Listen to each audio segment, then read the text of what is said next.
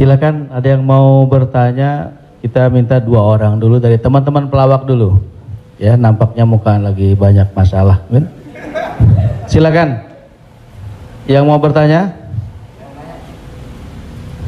Adek Jigo. Bismillahirrahmanirrahim. Assalamualaikum warahmatullahi wabarakatuh. Terima kasih Ustadz. Kebetulan saya pribadi juga sebagai komedian Ustadz. Dan mewakili teman-teman semua, kakak-kakak, abang-abang semua, kita di panggung itu selalu menghibur. Namun ketika momen ada sesuatu yang harus kita keluarkan, kadang menjatuhkan orang, mulai dari fisik, mencela dan lain-lain. Yang saya mau tanyakan, apakah dengan niat kita menghibur menjadi catatan, apakah menjadi catatan dosa untuk kita? Terima kasih Ustaz. Ada seorang ulama dipanggil Imam Abu Hatim, tapi kemudian di ujung namanya itu ditambahkan kata Al-Asam. Asam diambil dari kata summum, bukmun, umyun. Umyun buta, bukmun bisu, summun tuli, peka. Jadi Abu Hatim Al-Asam artinya Abu Hatim peka, tuli. Secara bahasa itu menjatuhkan orang. Siapa itu? Itu Abu Hatim peka, Abu Hatim tuli. Karena ada beberapa orang, ada Abu Hatim, yang ini Abu Hatim peka, tuli. Tapi kenapa nama itu tetap tersemat di belakang namanya, dan tidak ada ulama yang melarang menggunakan peka itu di belakang namanya? Karena dia tidak merasa dijatuhkan dengan itu. Lalu kemudian itu pula tidak menjatuhkan dia di depan orang banyak. Apa sebab kronologis dia dipanggil Al-Asam? Dia seorang ulama. Suatu ketika dia sedang duduk, datang seorang anak gadis bertanya fatwa kepada dia. Saat anak gadis itu bertanya fatwa tentang hukum halal haram suatu masalah, mungkin karena wallahu alam bisawab atau saking groginya atau kentut anak gadis itu di depan dia. Dia ingin menjaga marwah, harkat, martabat anak gadis ini supaya jangan sampai merasa malu, maka dia diam, pura-pura nggak dengar. Akhirnya anak gadis itu nggak jadi malu, pulang dan dia cerita ke orang lain. Aku tadi mengalami begini dan aku kentut di depan Imam Abu Hatim. Terus apa komen dia? Ternyata Abu Hatim itu peka. Dipanggil orang Imam Abu Hatim Al-Asam, peka. Sampai akhirnya setelah anak gadis itu meninggal, Imam Abu Hatim Al-Asam panjang umurnya, meninggal anak gadis itu, barulah Abu Hatim mengatakan, aku sebetulnya nggak peka, hanya ingin menjaga kehormatan dirinya. Jadi kisah Abu Hatim Al-Asam dapat kita pahami 2 makna. Satu sisi ada saatnya kita menjaga kehormatan orang sampai mati dia. Tapi ada satu sisi kalimat yang nampaknya menjatuhkan sebenarnya tidak menjatuhkan selama kita masih saling paham, saling memahami, saling mengerti. Ada kata-kata yang mungkin kita gunakan tapi menjatuhkan dia. Padahal sepertinya pujian. Tapi ada kata-kata yang sepertinya. Jadi kalau sudah saling memahami, orang pun mengerti, maka dia tidak menjadi suatu celaan. Ya ayyuhalladzina amanu, hai orang beriman, ijtanibu katsiran minadh-dhann, jauhilah prasangka buruk, inna ba'dadh-dhanni itsmun, wala tajassasu, jangan mencari-cari kesalahan orang, wala yaghtab ba'dukum ba'dha, jangan ribah membicarakan aib orang lain, la talmizu bil alqab, janganlah kamu menggunakan gelaran-gelaran yang jelek. Bukankah tuli itu gelaran yang jelek? Iya. Tapi saat itu digunakannya bukan untuk menjatuhkan, dan mereka saling memahami tentang hal itu. Wallahu a'lam bishawab. Baik Ustaz, satu pertanyaan seputar dunia entertain. Ketika orang memerankan misalnya, mohon maaf lahir batin, main film seks, selama film itu diputar terus, sementara orangnya udah hijrah, dan saat ini film itu diputar, itu jariahnya seperti apa tuh Ustaz? Nah, ini mohon maaf lahir batin Ustaz. Hah? Nonton sama bini gue berdua.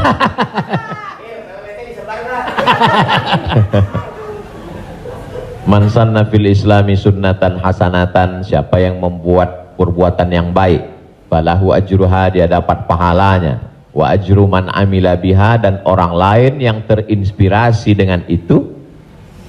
Jadi kalau paski membuat rumah tahfiz, lalu kemudian komunitas-komunitas yang lain terinspirasi dengan itu, maka dapat pahala min ghairi an yanqusa min ujurihim syai'un. Pahala mereka tidak berkurang, sama-sama dapat 100 mim ba'dih, setelah mati. Itu kalau yang baik. Bagaimana dengan yang tidak baik seperti yang tadi? Man sanna fil islami sunnatan sayyi'atan. Siapa yang membuat sesuatu yang tidak baik, falahu wizruha, dia dapat dosanya, wa wizru man amila biha, dan dosa orang lain yang melakukannya. Setiap ada terjadi pembunuhan di dunia ini, maka Kabil dapat royalti karena dia yang pertama kali melakukannya. Tapi Kabil tidak sempat taubat, tidak sempat hijrah. Jadi kalau ada yang sempat melakukan perbuatan jelek, dosa, saat dia taubat, dia buat konferensi pers. Saya sudah taubat, sudah mu'alaf kalau dia tidak Islam. Kalau dia sudah masuk Islam, saya sudah hijrah. Maka saya meminta kepada seluruh jamaah yang ada di dunia ini, yang masih menyimpan gambar, foto, video saya, tolonglah kalian delete, dan saya minta ampun kepada Allah Subhanahu wa taala. Lebih daripada itu sudah di luar kuasa dia. La yukallifullahu nafsan illa wus'aha. Allah tidak membebani orang lebih daripada usahanya. Ada seorang hamba berpesan di zaman Nabi SAW, nanti kalau aku mati, maka bakarlah jasadku, lalu campakkan debunya ke laut. Kenapa? Karena aku takut bertemu dengan Allah Subhanahu wa taala atas segala dosa-dosaku. Disampaikan kepada Allah Subhanahu wa taala, kata Allah, aku ampuni hambaku itu karena masih ada rasa takut dalam hatinya. Makanya khotib naik ke atas mimbar, pesannya ittaqullah, takutlah kepada Allah. Kenapa kurban Habil diterima, kurban Kabil tidak diterima? La imbasatta ilayya yadaka litaqtulani, andai kau ambil batu besar untuk kau timpakan ke atas kepalaku, kata Habil, ma ana bi basiti yadiya ilaika liaqtulak, aku tidak akan membalas untuk membunuh wahai saudaraku. Kenapa? Inni akhafullah, aku takut kepada Allah Subhanahu wa taala. Saya yakin Mas, Abang yang berprofesi dalam dunia keartisan ini, apa yang membuat hijrah ini? Masih ada rasa takut di dalam hati.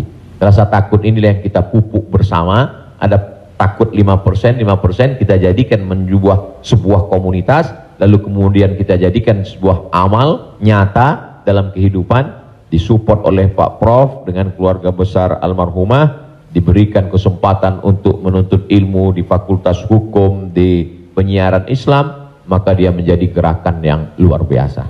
Allahu a'lam. Terima kasih. Selanjutnya ada adik Ginanjar Sukmana. Setelah itu Bang Atet Jakaria. Terima kasih Bang Tola, Tobek Lala. Ustadz, tadi Ustadz cerita bahwa Rasulullah juga bergurau, tapi gurauannya itu tidak pernah berdusta, dan itu yang tidak boleh, kata Rasulullah. Sementara teman-teman pelawak, sadar atau tidak sadar, lawakannya itu banyak berdustanya juga Ustaz. Cari-cari, mengada-ada kan, karena memang tujuannya untuk membuat orang tertawa. Tapi kalau saya kan, maaf, saya bukan pelawak, saya peragawan Ustaz. Jadi peragawan pakaian anak-anak. Jadi saya dengar dusta kan gitu ya. Contohnya kayak tadi gitu, atau bopak umpamanya dia mengatakan dirinya ganteng, dia cerita bahwa banyak cewek yang suka sama dia, itu kan berdusta Ustaz. Iya kan? Fitnah kan? Kita Willy. Enggak, tapi kalau soal ketampak. Jadi mohon dijelaskan kembali oleh Ustadz Abdul Somad batasan bagaimana di dalam melawak yang tidak boleh berdusta, sehingga kalau memang ternyata pelawak tidak boleh berdusta dalam melawakannya, mungkin saya sedang pikir-pikir dulu untuk melanjutkan profesi ini Ustaz. Saya takut masuk neraka. Terima kasih Ustaz Abdul Somad. Assalamualaikum warahmatullahi wabarakatuh. Ada saatnya kita berilustrasi, menceritakan suatu kisah. Jadi sebetulnya para penulis novel Islam pun dia sebenarnya kisah itu ada juga yang fiktif atau dicampur antara nyata. Bahkan Buya Hamka menulis kisah campuran antara tenggelamnya kapal Panderwick adalah campuran antara nyata dan fiksi. Apakah ketika orang bercerita tentang fiksi itu dia berdusta? Tidak. Jadi kita bisa bedakan itu antara orang memang betul-betul dia berdusta. Kemarin saya melakukan ini suatu, padahal cerita itu tidak ada. Beda dengan dia misalnya katakan, saya ini Ustadz seorang peragawan, tapi peragawan pakaian anak-anak. Tidak, Mas Ginanjar tidak sedang bercerita, kemarin di mall saya memperagakan pakaian anak-anak Pak Ustadz. Ketika saya pakai pakaian anak SMP, semua ketawa. Itu dusta. Tapi ketika dia katakan cerita awal tadi, semua orang tahu bahwa dia tidak sedang memperagakan pakaian anak-anak. Dia hanya sedang menunjukkan tentang dirinya. Secara sebenarnya di balik kalimat itu Mas Ginanjar sedang menjatuhkan dirinya di hadapan orang lain. Kan? Dan kita tertawa dengan dia menjatuhkan dirinya. Mohon maaf bahwa beliau mengatakan fisik saya seperti anak-anak dan saya andai pun menjadi peragawan hanya sesuai memperagakan pakaian anak-anak. Hari ini orang tidak menjatuhkan dirinya, dia menjatuhkan orang lain, menjatuhkan tokoh agama, menjatuhkan ustadz. Ada suatu kesalahan dalam cara dia berpikir. Bahwa beliau menjatuhkan dirinya, dia tidak usah. Karena dia sedang, tapi dia tidak sedang berbohong. Dia hanya sedang bercerita. Insya Allah penjelasan saya itu bisa dipahami. Yang tidak bisa itu adalah ketika orang seolah-olah dia bercerita, dia kemarin saya menjadi sebuah cerita seakan-akan orang mengatakan dia nyata, padahal sebetulnya hanya bohong belaka supaya orang tertawa. Itu yang dilarang oleh Nabi Muhammad SAW. Wallahu a'lam. Baik, Assalamualaikum warahmatullahi wabarakatuh. Nama saya Ted Zakaria Ustadz. Saya pernah ketemu Ustadz di airport waktu itu mau berangkat umroh. Yang saya ingin mohon penjelasan dari Ustadz. Sekarang ini banyak pelawak-pelawak yang ikut ceramah juga. Pelawak sekarang ini dibutuhkan di mana-mana buat ikut ceramah. Padahal kalau kita lihat pelawak itu kemampuannya sangat minim, bahkan sudah menjual dengan harga yang mahal. Mohon penjelasannya Pak Ustadz, di mana bolehkah seorang pelawak itu melucu atau melawak di dalam satu ceramah? Nah, kita lihat yang namanya pelawak ini sekarang menjadi daya tarik sebelum ustadznya yang asli itu datang. Saya sendiri umpamanya berapa kali ngikut raja dangdut kemana, saya jadi bemper biasa di depan, tapi saya mengingat bahwa ilmu saya belum sampai ke situ, tapi saya memaksakan diri untuk menarik. Saya sadar bahwa ilmu saya belum seberapa untuk ke masyarakat yang penuh itu. Mohon penjelasannya Ustaz. Terima kasih. Assalamualaikum warahmatullahi wabarakatuh. Waalaikumsalam warahmatullahi wabarakatuh. Bedakan antara da'i dengan alim fatwa. Da'i dia mengajak orang ke jalan Allah. Sedangkan alim yang mengeluarkan fatwa, dia adalah orang yang berijtihad. Apakah dia berijtihad sendiri mengambil dari Quran, sunnah, ijma', qiyas, syar'u man qablana, saddu zara'i, qalu sahabi, istihsan, istishab, urf, atau dia membaca fatwa ulama lalu dia sampaikan dengan kemampuan dia baca kitab kuning. Jadi jangan kita pukul rata. Jadi jangan nanti ketika ada di antara sahabat-sahabat dari Paski mengajak orang sholat, ngajak puasa sunat, lalu kemudian di antara kita, ngapain ente ngajak-ngajak saya sholat? Ente kan bukan ustadz. Padahal mengajak orang berbuat baik adalah kewajiban kita semua. Nahnu du'an qabla kulli syai'. Sebelum jadi apapun, tugas utama kita adalah mengajak orang berbuat baik. Kuntum khaira ummah, kalian umat yang terbaik. Kapan kita menjadi umat yang terbaik? 3. Ta'muruna bil ma'ruf, ajak orang buat baik. Wa tanhauna 'anil munkar, larang orang buat mungkar. Wa tu'minuna billah, beriman kepada Allah. Jadi kalau hanya sekedar ngajak orang sedekah, ngajak donasi berbuat buat rumah tahfiz, ngajak ngumpulin beras untuk santunan yatim fakir miskin, maka pelawak boleh, penyanyi boleh, polisi boleh, siapapun, karena itu tugas sebagai seorang muslim, amar ma'ruf nahi mungkar. Yang tidak benar itu adalah ketika dia sudah dianggap sebagai ustadz dan ditanyakan suatu masalah dan dia terdesak, akhirnya dia bicara padahal dia tidak mengerti. La taqfu ma laisa laka bihi ilmun. Jangan kamu bicara pada sesuatu yang kamu tidak tahu. Inna sam'a, telinga, wal basar, mata, wal fuad, hati dan pikiran, kullu ulaika kana anhu mas'ula, kau akan disoal, kau akan ditanya, diminta pertanggungjawaban di hadapan Allah Subhanahu wa taala.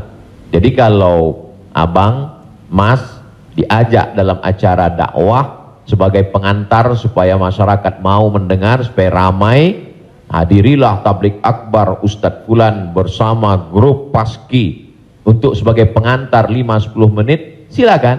Tapi setelah itu nanti Ustadz bicara, pas tanya jawabnya serahkan ke Ustadz. Nah, jadi selama tetap kita menjaga. Jadi kalau diibaratkan rumah makan di airport, ini penyanyi, artis, Ustadz itu sama seperti yang memanggil penumpang supaya mau masuk ke rumah makan. Bapak Ibu saudara sekalian yang mau perjalanan, silakan mampir ke tempat kami, silakan mampir ke rumah makan kami. Ini yang ngajak. Nanti setelah orang mampir masuk ke dalam, baru dia ketemu spesialisnya. Yang mau makan soto di sana, yang mau soto Medan di sana, yang mau soto Betawi di sana, yang mau bakso di sana. Begitu lebih kurang. Karena masyarakat kita belum sampai pada level ngaji. Masyarakat kita ini 3 level. Pertama, level 1 yang memang sudah ngaji sama para habaib, baca kitab kuning serius, hatam dari A sampai Z. Ini memang nggak perlu pakai pemanggil tadi. Yang kedua adalah level yang masih mau ke masjid, tapi juga tergantung SMS kemana ngajak. Ngaji oke, kesini pun oke. Ini yang level 2. Yang level 3, ngelihat masjid pun masih takut. Makanya saya kalau tablik akbar pengajian ke daerah, itu saya bagi 3. Ada pengajian yang saya memang nggak mau di masjid, saya pengajiannya maunya di lapangan sepak bola, di stadion, supaya sampai ke grassroots. Ada level 3 yang belum mau ke masjid. Saya terus terang Ustadz, ke masjid ini trauma, beberapa teman saya ke masjid meninggal. Nah, jadi yang level ini masih mau, masih bercampur. Jadi kalau ada orang yang ngejek, apa itu, dakwah apa itu, pengajian apa itu, kenapa melibatkan artis? Ini salah satu cara. Jadi Wali Songo dulu tidak bisa Wali Songo datang ujuk-ujuk langsung baca kitab kuning, nggak bisa. Makanya mereka buat solawatan. Dia tahu tradisi orang Jawa pukul gending pakai wayang, maka dia buat cara wayang.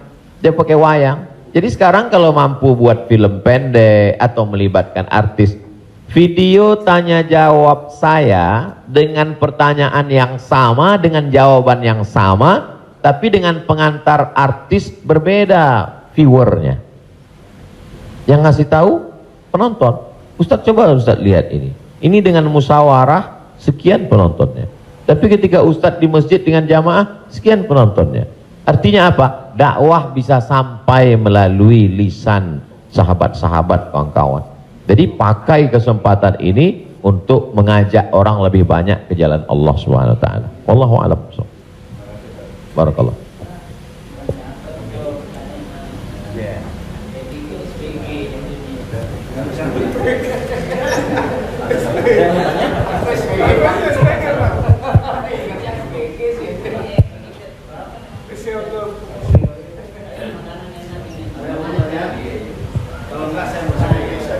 Assalamualaikum Pak Ustaz. Kalau tadi Pak Ustaz saya belum. Udah Pak. Apaan? Kok. Saya belum ya. Saya belum paham yang tadi Pak Ustadz bilang apa wasaah apa wasi. Oh, lo jangan nyampur. Agama lo beda lo. Wasaah sambil bercanda apa tadi gitu. Pak Ustadz lupa ya, nanti saya jelasin lagi. Apa tadi? Wasaah kalau nggak salah. Nggak tahu, Ujang adanya kali. Iya Pak Ustadz. Ya itu. Wasilah. Bukan. Wasa'ah apa wasi'ah? Tentu baik, tentu buruk. Wassalam habis dong. Ya? Sa'ah wa sa'ah. Nah, itu Pak Ustaz. Sa'ah. Jadi ketika itu ucapan hadis Nabi. Ada seorang sahabat, dia datang menemui Nabi. Kenapa ketika kami duduk bersamamu ya Rasulullah di dalam Masjid Nabawi, di majelis ilmu, kami merasa dekat dengan Allah. Kami merasa takut kepada Allah. Tapi ketika kami pulang ke rumah, ketemu dengan anak istri bersenda gurau, kok rasanya beda. Lalu apa kata Nabi? Sa'ah wa sa'ah. Hidup ini ada masanya serius, ada masanya bercanda, ada masanya begini. Lau kuntum kama kuntum la safahatkumul malaikah. Seandainya kamu seperti itu terus, seperti saat berada denganku di hadapanku di masjid, tidak berubah-berubah, turun malaikat bersalaman dengan kamu, kata Nabi SAW. Jadi sahabat itu pun mengalami seperti yang kita alami dan kekhawatiran seperti kekhawatiran kita. Ketika kita duduk dengan Habib, dengan Ustadz di masjid, dengan Kiai, dengan Tuan Guru, terasa begitu full iman. Tapi begitu pulang ke rumah, kok begitu ya? Rasa yang kita rasakan sekarang dirasakan juga sahabat Nabi dulu, dan mereka tanya, kata Nabi nggak salah, karena hidup ini ada sa'ah wa sa'ah. Sa'ah artinya bahasa Indonesianya saat. Semua ada saatnya, semua ada masanya. Selama tidak kita katakan, kamu kok mabuk kemarin? Semua ada saatnya. Ada saatnya mabuk, ada Allah. Terima kasih Pak Ustaz. Paham ya? Ya enggak, ya paham dong.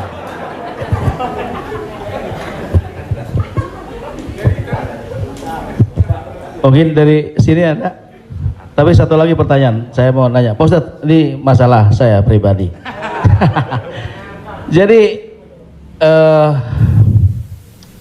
saya ya ada masukan juga ketika hukum riba. Mobil itu, ya, ini umum ya kan.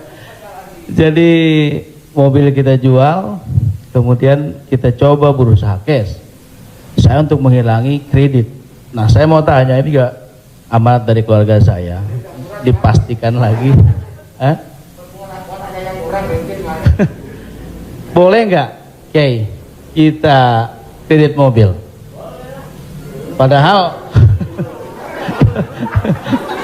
padahal ini menjadi hal penting bagi saya untuk mobilisasi kemana gitu.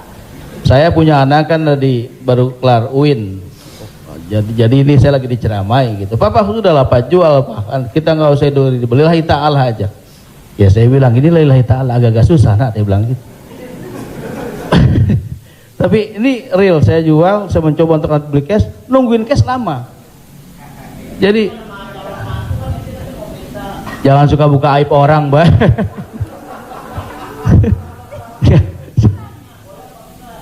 Ya udah, tadi ini dulu belum kelar. Jadi boleh nggak saya riba, oke?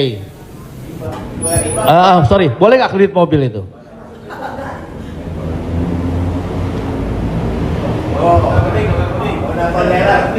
Alhamdulillah CRV jadi baru gue. Buka Google, ada tulisan saya di situ.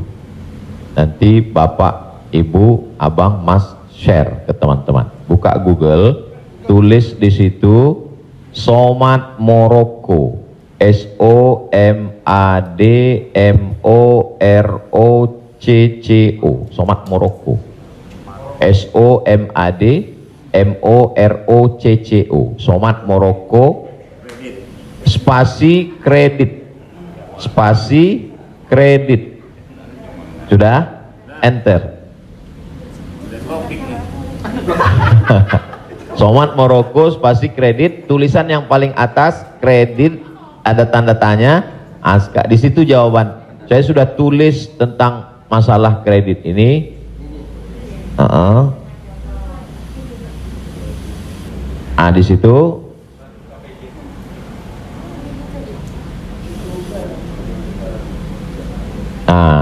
Bisa dibaca. Bisa bahasa Arab, Ustaz. Ada terjemah. Terjemah Mas Komeng, terjemah di bawah. Terjemah di bawahnya. Terjemah di bawah. Majma' Al-Fiqih Islami membolehkan jual beli dengan tempo. Dah? Membolehkan jual beli dengan tempo, jangka waktu, garis miring kredit pada konferensi ke-6 yang dilaksanakan di Jeddah pada tahun 1990 dalam keputusan tersebut. Jadi jual beli dengan tempo kredit itu boleh. Bawah, ini penjelasannya. Yang bawah langsung bahasa ke jawaban. Jual beli kredit itu tidak ada keberatan di dalamnya, boleh jika waktu dan tambahannya diketahui. Dibayar dalam waktu 2 tahun. Dibayar dalam harga 200 juta. Dicicil 1 bulan 15 juta, misal 10 juta, 12 juta. Meskipun harga kredit lebih mahal daripada kontan, karena penjual dan pembeli sama-sama mendapat manfaat. Penjual mendapat manfaat tambahan harga dan pembeli mendapat manfaat tempo jangka waktu. Disebutkan dalam Sahih Al-Bukhari. Apakah di zaman Nabi ada kredit? Ada. Dalam Sahih Bukhari, Sahih Muslim, bahwa barirah itu manusia. Waktu itu masih boleh jual manusia, hamba sahaya. Bahwa barirah dijual oleh tuannya dengan cara kredit selama 9 tahun. 1 tahunnya dibayar 40 dirham. Ini menunjukkan bolehnya jual beli kredit. Kesimpulannya, uang dengan barang boleh, tapi uang dengan uang riba. Prof, saya pinjam uang 200 juta. Nanti saya bayar 220. Haram, riba. Tapi ketika saya beli mobil, Prof, saya cicil tiap bulan, maka lunas dalam waktu 1 tahun, itu tidak riba karena akadnya uang dengan barang. Yang jadi masalah ketika kita pergi ke dealer untuk beli mobil, kita katakan kita tidak punya uang cash, dia tidak mau langsung transaksi dengan dia, tapi dia akan libatkan pihak ketiga, penyedia keuangan. Pada akhirnya transaksi kita adalah uang dengan uang. Uang dengan uang, bukan uang dengan barang. Lalu apa solusinya? Pergi ke bank syariah. Kenapa di bank syariah uang dengan barang? Assalamualaikum, waalaikumsalam. Bank syariah, saya mau beli mobil. Terus mau pinjam uang. Kata bank syariah, kami tidak melayani peminjaman uang dengan uang, karena uang dengan uang berbunga haram. Bapak sebetulnya mau beli apa? Mau beli mobil. Kata orang bank syariah, mobilnya kami beli. Bank syariah membeli mobil. Setelah itu bank syariah menjual mobil itu ke kita, maka akadnya kredit sama seperti barirah dibeli pada zaman Nabi, kredit 9 tahun. Jadi akadnya adalah uang dengan barang. Begitu. Allahu a'lam. Ya alhamdulillah. Beli lagi. Saya lebih kembali lagi pakai syariah. Selanjutnya siapa yang mau bertanya? Silakan umum sekarang. Bang Dery mau nanya? Oh, yang ibu-ibu aja, ibu-ibu. Pak.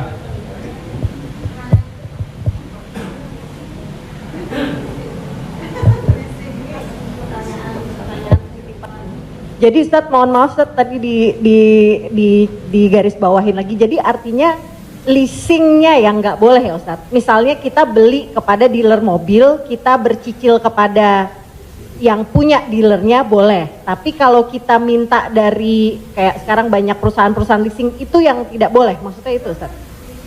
Ketika saya mau beli mobil, saya tidak punya uang cash, maka kata si dealer, kami akan arahkan Bapak ke penyedia keuangan. Maka sebenarnya saat itu saya membeli mobil itu cash sebenarnya. Karena dealer tidak mau dia barang ini tidak cash. Jadi kemudian yang saya cicil setiap bulan itu adalah bukan mobilnya tapi uangnya.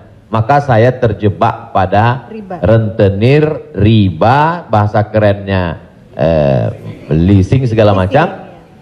Inilah yang menyebabkan haramnya karena transaksinya adalah uang dengan uang. Lalu solusinya mana Ustadz? Bank syariah. Karena di bank syariah itu disitulah letak. Jadi orang yang tidak mengerti dia katakan sama aja bank syariah dengan konvensional, bedanya pegawainya pakai jilbab, masuknya assalamualaikum. Enggak, perbedaan dalam jual beli dalam Islam itu adalah pada akadnya. Maka bank syariah membeli mobil itu milik bank syariah, maka saya membeli mobil itu secara cicil, akadnya adalah uang dengan barang. Wallahu a'lam. Satu lagi Ustaz, kalau beli emas secara online itu gimana Ustaz? Sebagian ulama mengatakan membeli emas secara online tidak langsung dan dicicil riba. Mengapa mereka mengatakan riba? Karena transaksi itu uang dengan uang. Oh, ini enggak uang dengan uang Ustadz. Ini Ustadz uang rupiah. Lalu kemudian yang jual ini kan emas. Di zaman Nabi enggak ada uang kertas. Di zaman Nabi hanya ada dua uang. Yang pertama dinar, uang emas. Yang kedua dirham, uang perak. Maka ketika saya beli emas tidak cash, maka sesungguhnya akadnya adalah uang dengan uang rupiah dengan uang emas. Itulah orang yang mengatakan nggak boleh beli emas kalau nggak cash, karena transaksinya uang dengan uang. Tapi pendapat kedua mengatakan boleh beli emas kredit tidak cash. Kenapa? Karena zaman sekarang emas sebagai komoditi, emas sebagai barang, emas bukan sebagai uang. Dan fatwa Majelis Ulama, fatwa Ormas Islam kontemporer mengatakan boleh beli emas tidak cash karena emas zaman sekarang bukan uang. Emas sekarang adalah barang. Jadi sama dengan kalau saya beli mobil boleh kredit, maka beli gelang juga boleh karena bukan uang dengan uang. Di situ letak sebab boleh tidak bolehnya. Wallahu a'lam.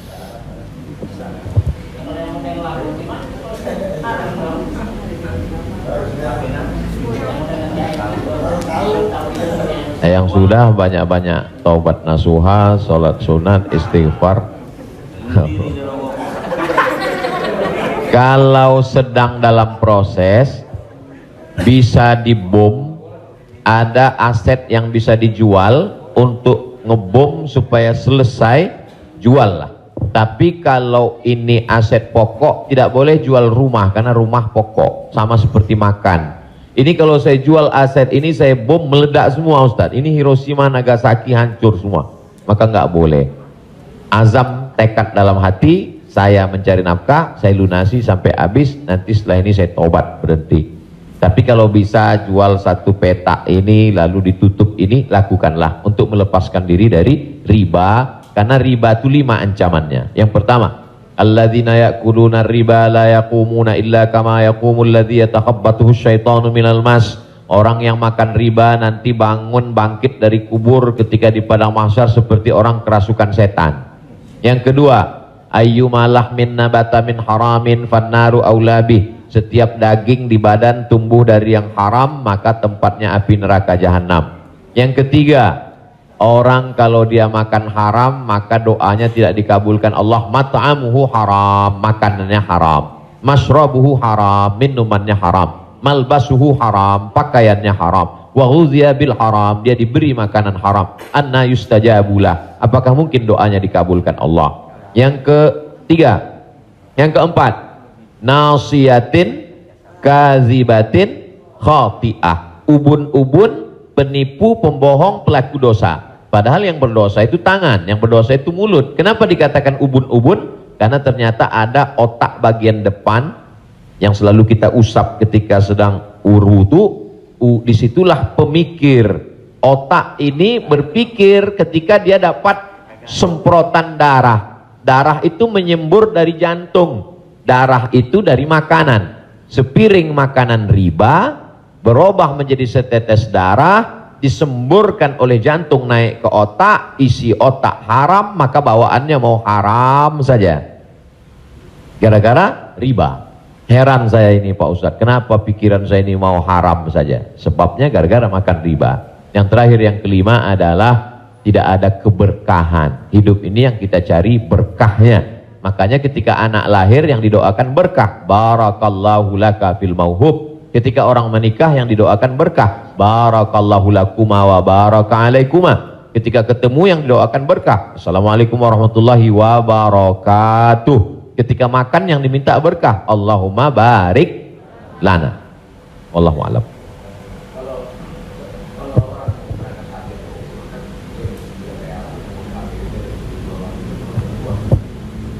Transaksi uang dengan uang boleh dengan syarat yadan biadin, langsung cash. Maka ketika sampai di Makkah, saya keluarkan uang rupiah, saya katakan saya mau beli rial, langsung cash, boleh. Begitu juga membeli dolar. Saya sampai ke Maroko, saya beli dirham, maka pemerintah Saudi Arabia tidak akan bisa mengizinkan buka money changer, uang, pertukaran uang ini kalau tidak ada fatwa dari ulama. Mereka amat sangat ketat. Jadi boleh tukar ini selama dia langsung dan cash di tempat itu, langsung jadi. Wallahu a'lam. Ustaz, Assalamualaikum. Ustaz, saya mau nanya Ustaz, berkaitan dengan kredit tadi, ada juga selain kredit namanya gadai Ustaz. Gadai, tahu gadai Ustaz ya? Kalau nggak tahu saya jelasin. Biasanya zaman sekarang gini Ustaz, orang punya kendaraan, kemudian karena nggak punya uang digadaikan mobilnya misalnya Ustaz, sama orang itu. Itu termasuk itu riba atau gimana? Kalau gadai seperti itu. Imam yang paling tua di antara imam yang 4 itu namanya Imam Hanafi. Meninggal tahun 150 Hijrah. Suatu ketika dia berdiri di depan rumah orang. Ada panas terik, dia berdiri di depan rumah orang. Padahal di depan rumah itu ada atapnya dan ada pohon kayu. Lalu orang bertanya kepada Imam Hanafi, Imam Hanafi, kenapa kamu tidak mau berlindung di bawah atap yang punya rumah itu? Dan kenapa kamu tidak mau berlindung di bawah pohon kayu? Kan lebih baik berlindung daripada kena panas. Apa kata dia? Saya meminjamkan uang pada orang ini dengan sistem gadai, maka saya tidak mau mengambil keuntungan dari dia. Ayyuma lahmin kullu qardin jarra naf'an fahuwa riba. Setiap gadai pinjaman kalau kita ambil manfaat maka itu berarti riba. Tidak mau bernaung di bawah atap rumahnya karena itu dianggap sebagai manfaat. Jadi manfaat tidak hanya sebagai uang tapi juga manfaat sampai sekecil itu dia menjaga dirinya. Jadi gadai dalam Islam hukumnya boleh, tapi jangan ambil manfaat dari gadai. Yang terjadi sekarang adalah orang mengambil manfaat dari gadai. Saya punya uang, lalu kemudian ada orang mau pinjam uang, saya tidak percaya dengan dia. Ustadz pinjam uang 100 juta, saya nggak percaya. Kalau Ustadz nggak percaya, nih sawah saya 1 hektar. Ketika dia kasih sawahnya ke saya, maka sawah itu cukup sebagai jaminan. Tapi yang dilakukan orang sekarang adalah sawah itu dia tanam padi, dia ambil hasilnya. Hasilnya itu riba. Maka sekarang orang kaya makin kaya, yang miskin makin miskin. Bagaimana dia mau bisa menebus uangnya? Orang sawah dia dipakai terus dan uangnya diambil. Maka yang punya uang makin kaya, yang minjam makin miskin. Padahal dalam Islam mestinya cukup suratnya saja dipegang. Kamu kalau mau garap sawah ini garaplah, nanti bayar hutangmu. Itu akhlak dalam Islam. Akhlak itu yang dihilangkan oleh riba. Riba ini sangat kejam. Wallahu a'lam.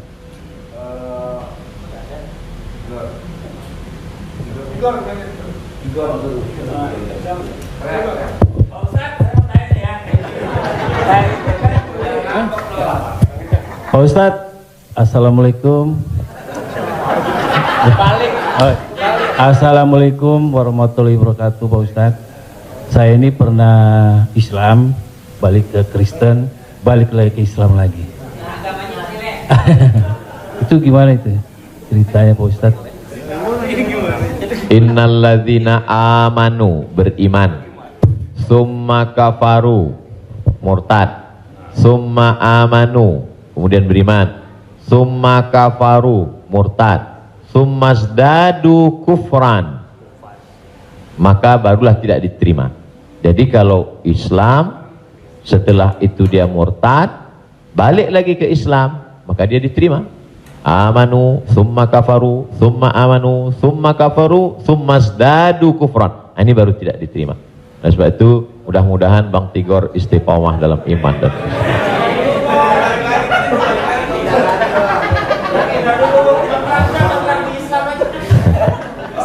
Agama lu kayak angkos bolak-balik.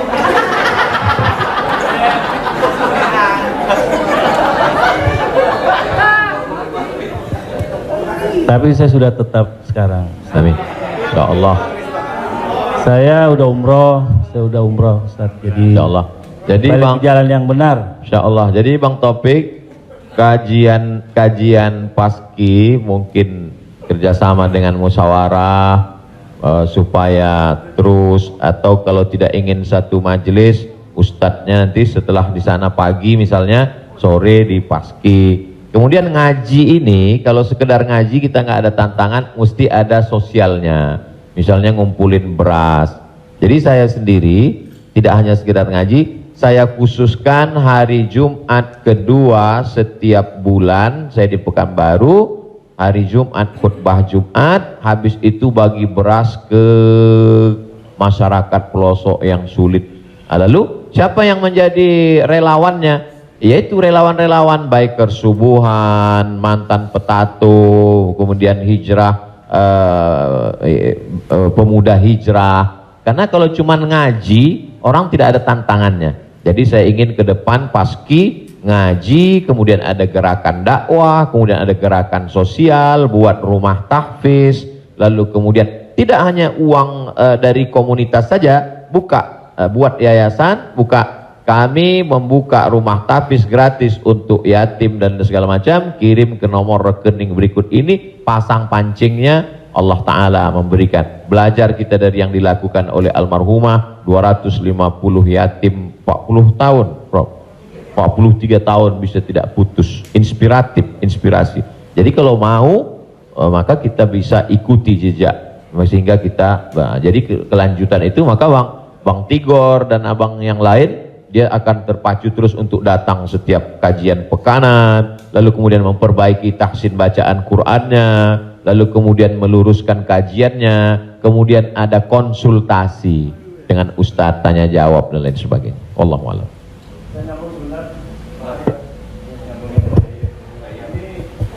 Apakah ada warisan? Karena kalau kita dengar dalam satu, kalau kita melayat, sering orang bilang kalau almarhum atau almarhumah punya utang piutang berhubungan dengan keluarga, sedangkan kita nggak tahu bahwa itu adalah riba, apakah termasuk warisan itu dosanya? Terima kasih. Tidak boleh harta warisan dibagi sebelum dilakukan dua hal. Yang pertama, mim ba'di wasiyatin, keluarkan wasiat. Wasiat hanya sepertiga total harta. Jadi kalau dalam surat wasiatnya, aku wasiatkan ruko ini untuk sekolah tahfiz, total harga ruko 1 miliar, sedangkan harta dia cuma 2 miliar, maka yang jatuh menjadi wasiat hanya 666 juta, sedangkan sisanya dibagi kepada ahli waris. Pertama, keluarkan wasiat, sepertiga paling banyak. Setelah keluar wasiat, mim ba'di wasiyatin yusabiha au dain, bayarkan hutangnya. Jadi kalau ada orang meninggal, hutangnya dibayarkan dari harta warisan. Jadi kalau harta warisan habis, apakah anak wajib membayarkan hutang bapaknya? Tidak. Anak hanya wajib membayarkan hutang almarhum dari harta yang dia tinggalkan. Adapun kalau si anak mau berbakti kepada orang tuanya, dia bayarkan, baik, tapi dia tidak punya kewajiban, dia bayarkan dari harta dirinya sendiri. Jadi makanya kadang kita baca, jangan beli ruko ini bermasalah. Di mana letak masalahnya? Karena ruko itu dibagi sebelum hutang dibayar. Muncul masalah. Sebetulnya ruko itu bukan milik anak-anaknya, tapi milik piutang, milik orang yang dulu pernah dipinjam uangnya. Dua, keluarkan baru bagi harta warisan. Allahu a'lam.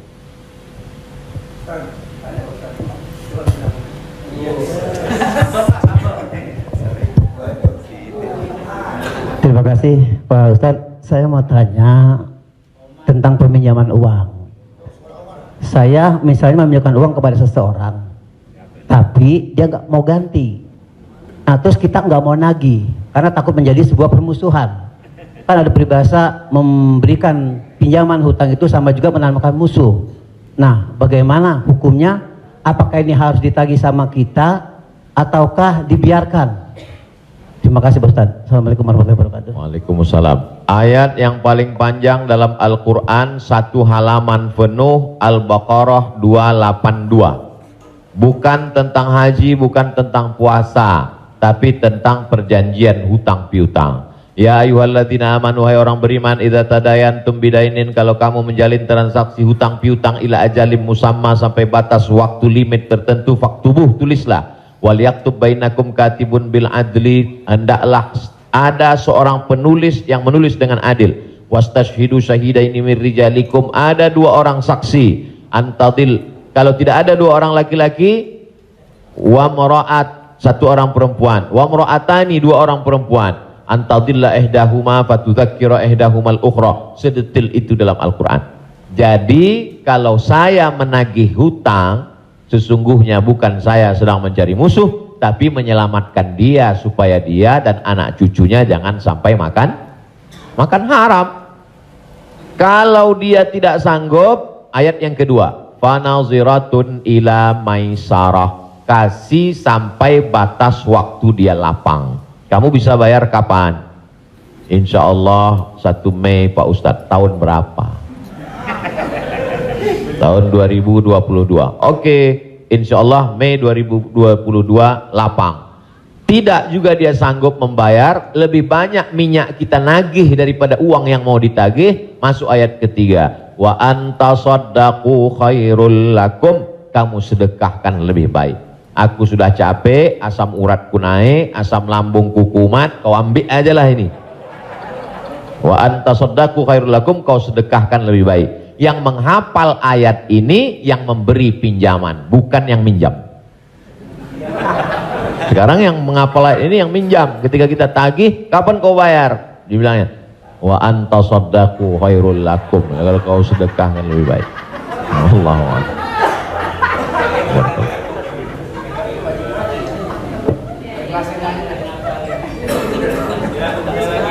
Ada yang nanya lagi? Ada yang nanya lagi ya? Di luar utang piutang. Saya mau tanya ini Pak Ustadz, kan kalau ada teman yang ulang tahun, kita suka bilang selamat ulang tahun, kita doakan semoga panjang umur. Sementara yang namanya ajal tidak bisa meleset 1 detik, tidak boleh kurang dari 1 detik, tidak boleh lebih dari 1 detik. Lalu bagaimana kita percuma kita berdoa seperti itu dong Ustadz? Iya kan? Ya itu, enggak ya? Terima kasih Ustadz. Man ahabba ayyubsatalahu fi rizqihi, siapa yang mau dilapangkan rezekinya, wa yunsa'alahu fi atharihi, mau dipanjangkan umurnya, falyasil rahimahu, hendaklah dia menyambung tali silaturahim.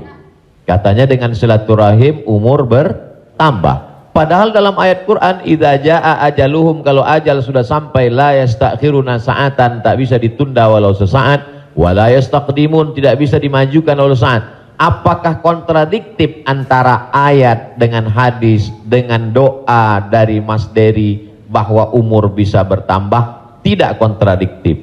Lalu yang kontradiktif itu apa? Pemahaman kita. Dijawab oleh Syekh Muhammad Mutawalli Asy'arawi, ulama besar dari Al-Azhar Kairo Mesir. Nama kitabnya Fatawa Al-Kubra, fatwa-fatwa besar, bahwa umur tidak ditambah, tapi doa panjang umur dan bersilaturahim panjang umur itu maksudnya kualitas umurnya bertambah. Ada orang yang umurnya 40 tahun tapi hafal Quran, berzikir, diisi dengan wakaf, infak, sedekah. Ada 40 rumah warung jatuh mati.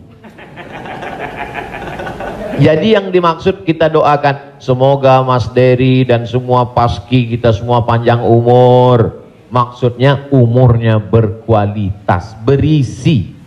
Itu. Wallahu a'lam bishawab. Boleh? Ya.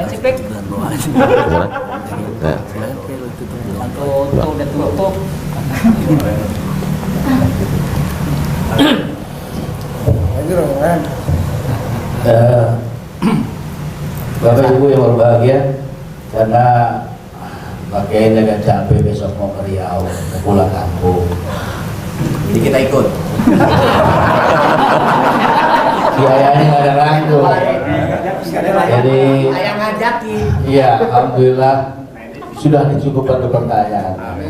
Nanti kalau yang mau bertanya, tulis saja surat, langsung kirim ke Bopak.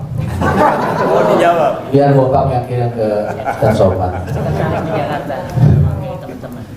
Baik, Bapak Ibu yang berbahagia, alhamdulillah kita sudah mendapat pencerahan. Mudah-mudahan ini menjadi langkah awal kita untuk mendekati agama kita dengan bijak tentunya. Semoga Allah memberikan kecerdasan kepada kita. Di sisa umur kita ini, mudah-mudahan menjadi orang yang bermanfaat buat diri dan agama secara bangsa. Amin. Pak Kiai, kita mohon untuk memberi doa untuk acara ini. Terima kasih. Astaghfirullahaladzim, astaghfirullahaladzim, astaghfirullahaladzim, alladzi la ilaha illa huwal hayyul qayyum wa atubu ilaih. A'udzubillahi minasyaitonir rajim. Bismillahirrahmanirrahim. Alhamdulillahirabbil alamin, arrahmanir rahim, maliki yaumiddin. Iyyaka na'budu wa iyyaka nasta'in. Ihdinas siratal mustaqim, siratal ladzina an'amta 'alaihim ghairil maghdubi 'alaihim waladdallin. Amin. Allahumma shalli ala sayidina Muhammad wa ala ali sayidina Muhammad.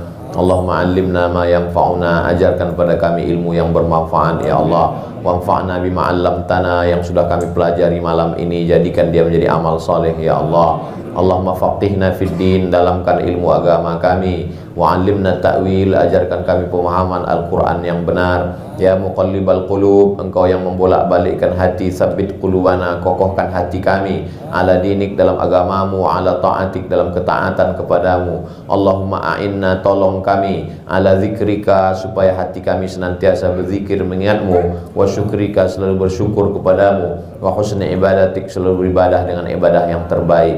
La tada'lana zamban illa ghafartah, wala aiban illa satartah. Aib cacat kami banyak, tutupi dari hadapan manusia, dan tutupi pula ketika kami menghadapmu nanti ya Allah. Wala maridhan illa syafaitah, ada saudara kami yang sakit, angkat penyakitnya, sehatkan ya Allah. Wala mayitan illa rahimtah, yang sudah meninggal dunia mendahului kami, lapangkan kuburnya ya Allah.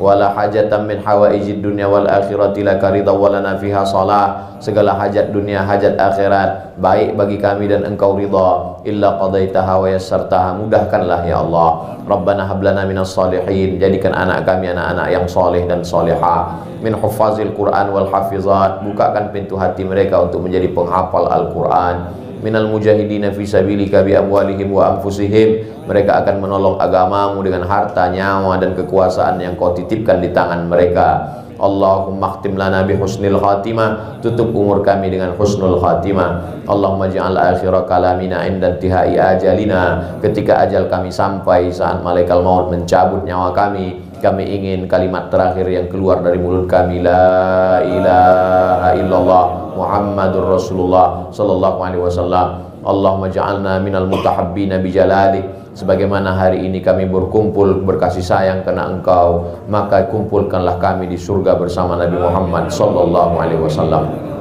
sahibul bait, yang sudah menyediakan rumahnya, makanannya, segala kebaikan, tak sanggup kami membalasnya. Ajzihim jaza'al hasanah, berikanlah mereka balasan yang baik ya Allah. Allahumma jama'na ma'ahum ma'al habibil mustafa fi jannatikal ula, satukan kami dalam surga jannatul firdaus bersama Nabi Muhammad sallallahu alaihi wasallam.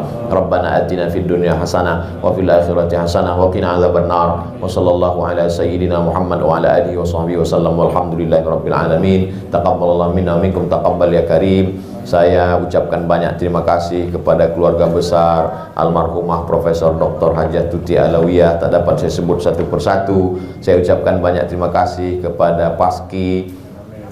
Malam ini amat sangat berbahagia, senang bisa saya bertemu dengan orang-orang yang selama ini saya senangi hiburannya, bercandanya, gurauannya. Mudah-mudahan Allah panjangkan umur mereka insyaallah. Jazakumullah khairul jaza. Wassalamualaikum warahmatullahi wabarakatuh.